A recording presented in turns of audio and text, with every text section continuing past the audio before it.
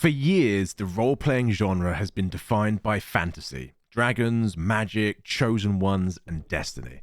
We've been sold power fantasies disguised as stories. We've been told that dialogue wheels equal freedom, that branching endings equal choice. But beneath it all, the illusion has always been fragile. The sense that you're never truly role-playing. You're just coloring inside the lines that the developer drew for you. That all changed in 2018, when a small Czech studio dared to do something radically different. Kingdom Come: Deliverance was ambitious, flawed, and utterly unique. It traded dragons for dirt, spells for swordsmanship, and destiny for survival. It was immersive to a fault, sometimes too realistic, sometimes too unforgiving, but it was real. And then, years later, its sequel arrived, Kingdom Come: Deliverance 2. Bigger, bolder, and sharper in every way imaginable. It wasn't just an improvement, it was the culmination of everything that RPGs have ever promised to be. It wasn't a fantasy about being a hero, it's a simulation of being a human and dealing with everything that life threw at you. And in doing that, Kingdom Come: Deliverance 2 might just be the best RPG ever made, and if you stick with me over the next few minutes, I will show you why that is the case. And as always, if you enjoy content like this, please do like and subscribe. It helps the channel a lot. Now, the first thing with any game, and Kingdom Come: Deliverance 2 is no different, that you will notice is how it looks, the graphics, because they are breathtaking. But the thing that is so impressive about the visual style of Kingdom Come: Deliverance 2 is that it supports what is at the game's core, which is its immersive world and setting. The way the world moves and breathes completely on its own. Warhorse Studios has recreated 15th century Bohemia with obsessive precision. Real castles documented in historical archives, villages modeled after their surviving ruins. The result is a truly believable, grounded world. A world where you feel you've been transported back to a specific place at a specific time. At sunrise, fog clings to the valleys. Peasants trudge to fields. Bells toll from monasteries miles away. The AI runs on simulated schedules. Blacksmith hammer until dusk, guards patrol in pairs, and woe betide you walk around town at night without a torch out. The only other studio or series of games that emulate a living and breathing world to this level of detail is Rockstar. Rockstar and Warhorse, in my opinion, that is it. That has worlds feeling this living and breathing reality. There's no magical world pause when you open a menu. The world continues without you. This isn't a backdrop for your stories to exist within, devoid of interaction beyond that. It's a living, breathing organism. The world doesn't serve the player, you exist within it, and things will happen whether you are there or not. It's an idea that, on base, sounds super simple, but even the largest studios rarely attempt it. Bethesda has built vast worlds, but they've always been puppets dancing on invisible strings. Warhorse gave theirs a pulse. That is immersion, not simply through enormous scale, but through detailed and rich substance. And that is carried on by every mechanic in Kingdom Come 2 connects to one another, creating this enormous web of cause and effect. Eat poorly and your stamina drops. You are less able to do things, and you have on-screen effects to reflect your poor health, and also combine that with tiredness, your character will literally struggle to keep their eyes open. I mean, we all know we've gamed into the midnight hours before, but I've never seen that reflected in the game that I'm playing. Wear bloodied armor into town, people will comment and mutter under their breath and make comments when you're talking to them, or even as you walk past them.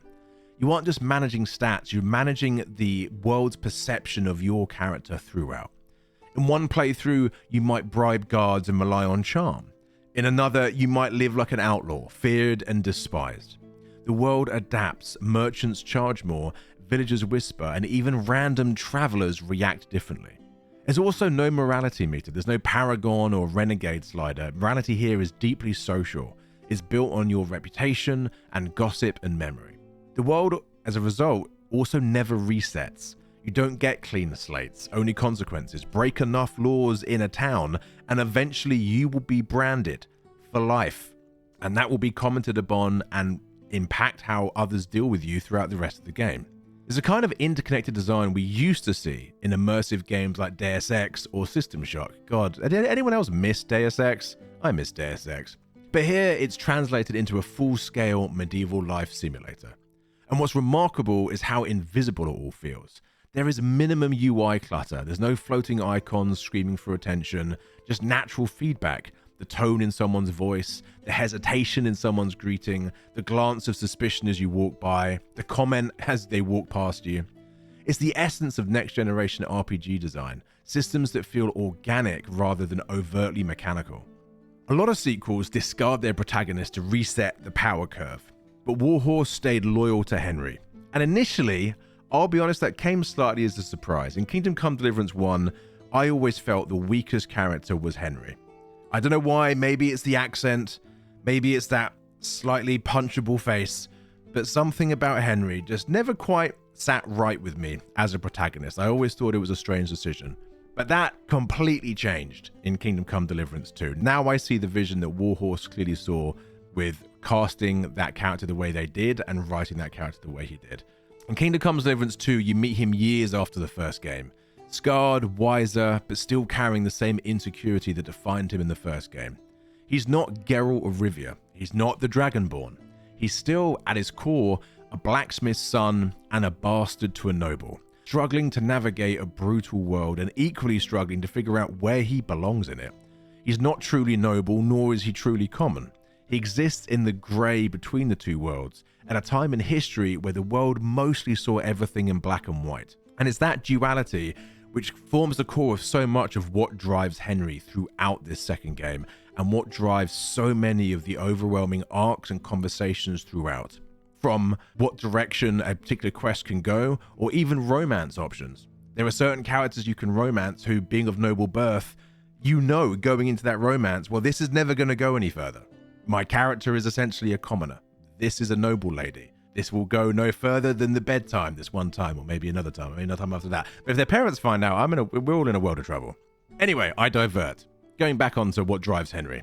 He is haunted by what came before him. His failures in the first game shape dialogue options, relationships, and even how people treat him. He's a rare RPG protagonist who doesn't serve a grand prophecy. He's grounded. He is the quintessential everyman, a man bound by politics, faith, and survival. Now, I'll be honest with you, I think we need more games where the main character is kind of just a reflection of anyone. He could be anyone. They're not the great son of some god. They're not a noble born with everything. They're not the chosen one who destiny has shaped down this path. They are just a person who happened to be in a certain time and a certain place, and events unfolded, and now we get through them together. That grounding makes his victories resonate so much more. When Henry finally earns a noble's respect, or reconciles or defeats an enemy, it hits with so much more emotional weight because you remember the dirt, the pain, and the nights you slept in barns. And if you played through this game and did not at any point sleep in someone's barn, something's wrong with you. Or you're lying. We all slept in barns while playing this game. It's not beneath us. We're not noble. Get over it. And of course, at the very heart of every great RPG lies its characters. Not just who they are, but how human they feel.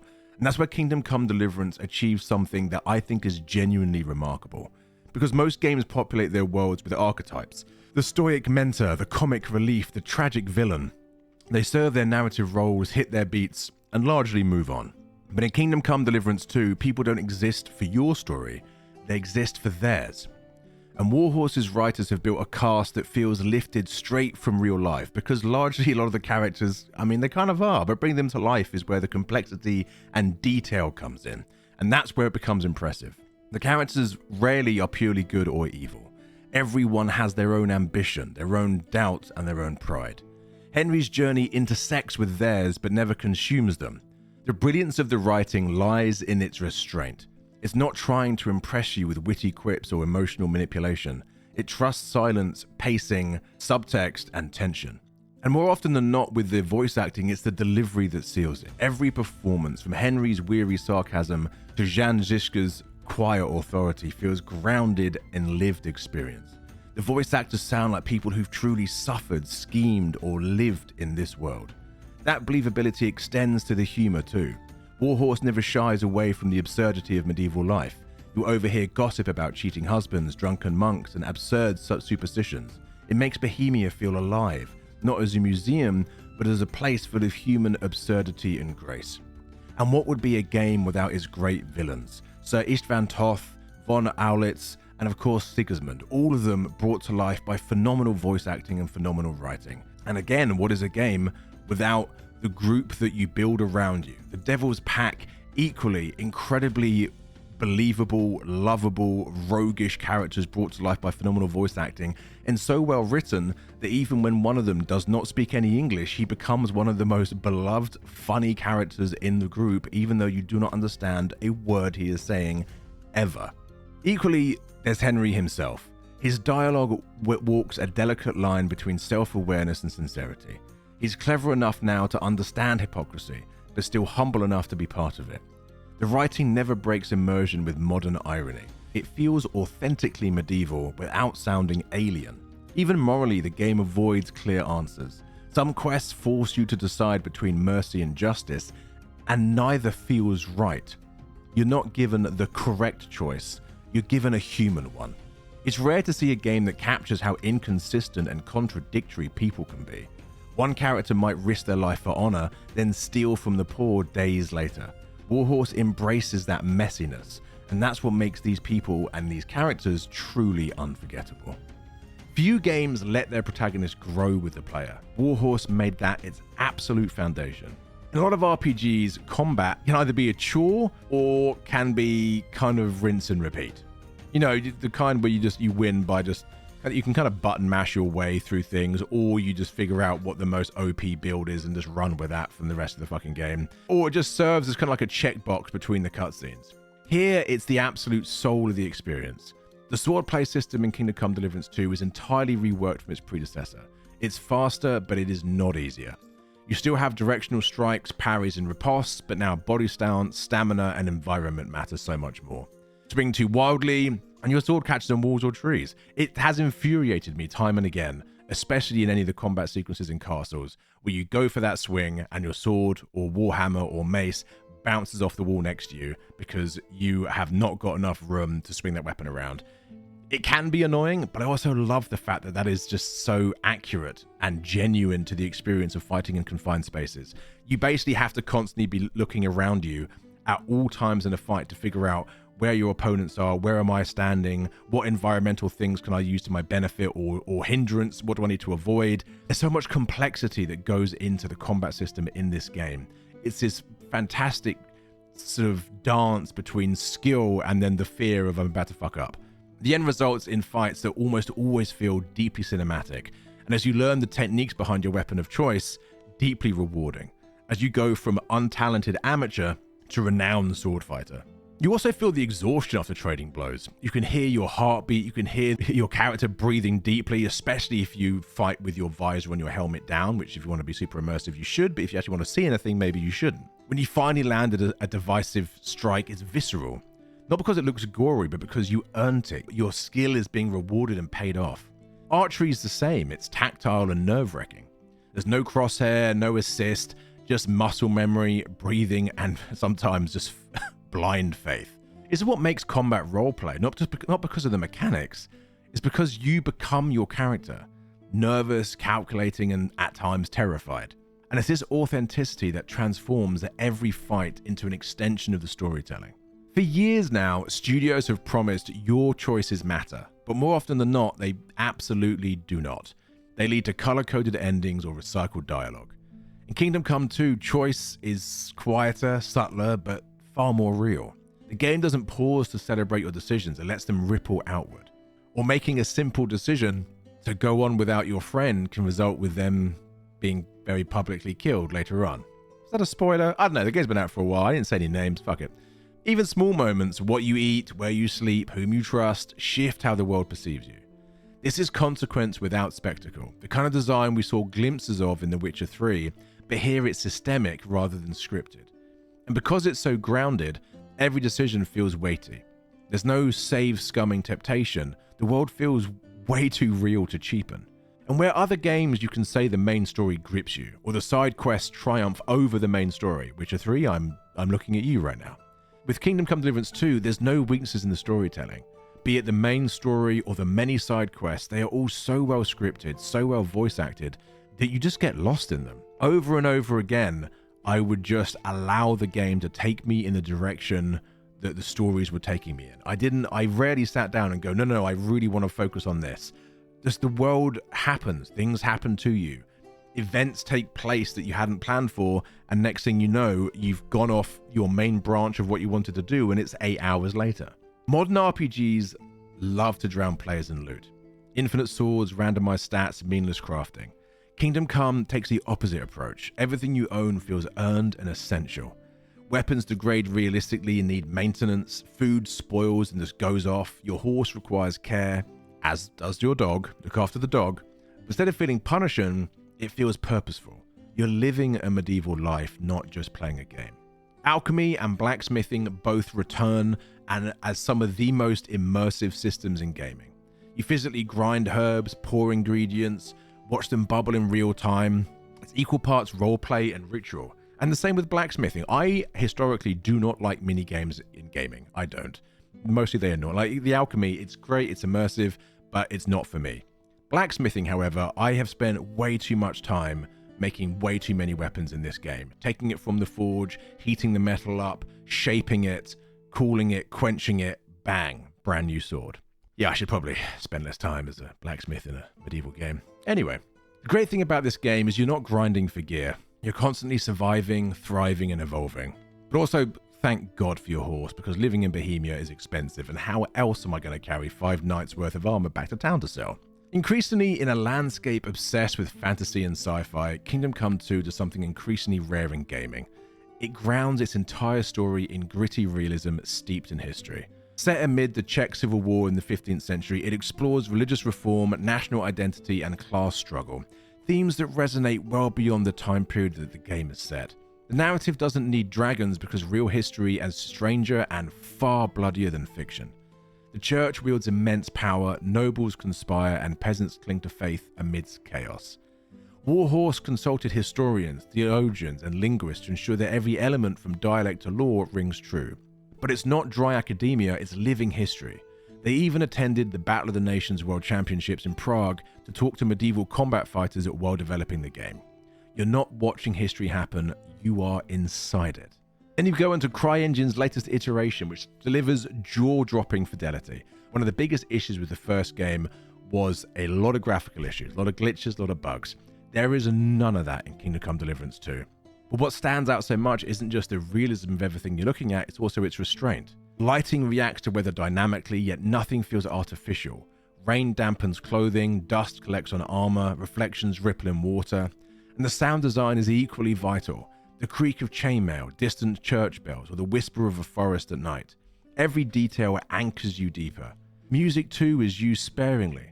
Live orchestral recordings from Prague, shifting from serene chants to chaotic drums as tension builds. The presentation feels more like a film than a game, but never at the cost of control. Look across the RPG landscape of the last decade. Mass Effect Andromeda collapsed under technical bloat and just being not a good game. Dragon Age: The Veilguard simplified depth for accessibility and went woke to the point of absolute absurdity. Starfield promised the universe but delivered procedural emptiness.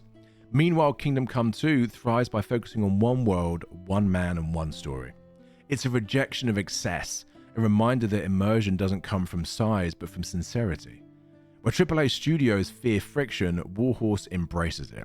Where others smooth away complexity, it builds an identity around it. This is what RPG genre so desperately needed, a studio brave enough to say no to convenience. In an industry that's forgotten how to let players exist, Kingdom Come Deliverance 2 stands as proof that authenticity still sells. It's not the most accessible game, it's not the most explosive, but it might be the most honest RPG ever made. Because it never tries to make you feel powerful, it tries to make you feel alive. And that's the point. Warhorse didn't just craft a sequel, they crafted a philosophy.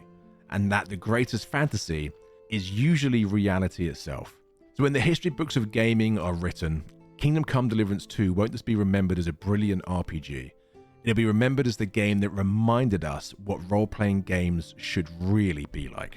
And that's everything from me. If you've enjoyed this, please let me know in the comments down below, and until next time, something, something, something.